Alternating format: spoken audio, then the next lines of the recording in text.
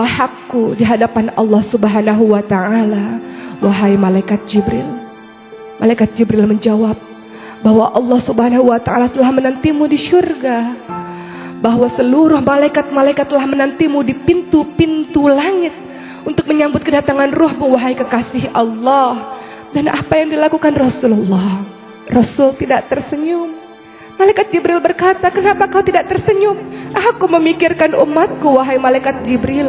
Bagaimana dengan umatku sepeninggalanku?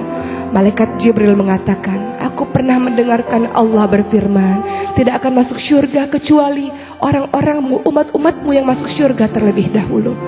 Maka perlahan-lahan ditariklah ruh dari Rasulullah SAW, dan Rasul mengatakan, betapa dahsyat rasa sakit ini wahai malaikat, betapa dahsyat rasa sakaratul maut ini. Kalau engkau mau wahai Allah, timpakan rasa sakit seluruh umatku terhadapku wahai Allah.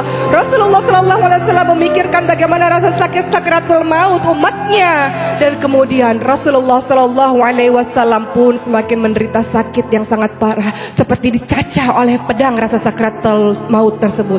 Dan apa yang dilakukan oleh Rasulullah? Rasul mengatakan ingin kembali kepada Allah. Tangannya kemudian ditunjukkan ke atas, la ilaha illallah, la ilaha illallah. Dan itulah akhir hidup dari Rasulullah SAW. Aisyah bingung, Aisyah merasa bersedih. Kemudian ia berlari di depan pintu rumahnya dan mengatakan, Rasulullah telah wafat, Rasulullah hari ini telah meninggalkan kita semua. Seluruh penduduk Madinah kemudian merasakan Madinah seolah-olah gelap, dan mereka kemudian di antara mereka ada yang pingsan, di antara mereka ada yang bersimbah air mata. Dan apa yang dikatakan oleh Umar bin Khattab, tidak, Rasulullah tidak meninggal, Rasulullah tidak wafat, Rasulullah hanya seperti Nabi Musa alaihissalam yang datang kepada Allah dan kemudian kembali terhadap kita. Rasul tidak meninggalkan kita, kata Umar bin Khattab. Umar bin Khattab mengambil pedangnya dan kemudian mengatakan, siapapun yang mengatakan Rasulullah wafat, siapapun yang mengatakan Rasulullah mati, maka akan aku penggal kepalanya. Begitu kata Umar. Abu Bakar menenangkan Umar dan mengatakan, Umar, duduklah, tenanglah Umar, tenanglah Umar. Namun Umar tidak mau mendengarkan kalimat dari Abu Bakar. Siapapun yang mengatakan Rasul wafat, aku penggal kepalanya, kata Umar. Umar tidak mampu menahan rasa kesedihan yang luar biasa. Umar, orang yang tegas ini, tidak mampu menahan air matanya. Kemudian Abu Bakar datang ke mimbar dan mengatakan, wahai manusia, ketika kalian menyembah Rasulullah, ketahuilah Rasulullah hanya manusia biasa yang mati. Tapi ketika kalian menyembah Allah, Allah hidup dan tidak pernah mati.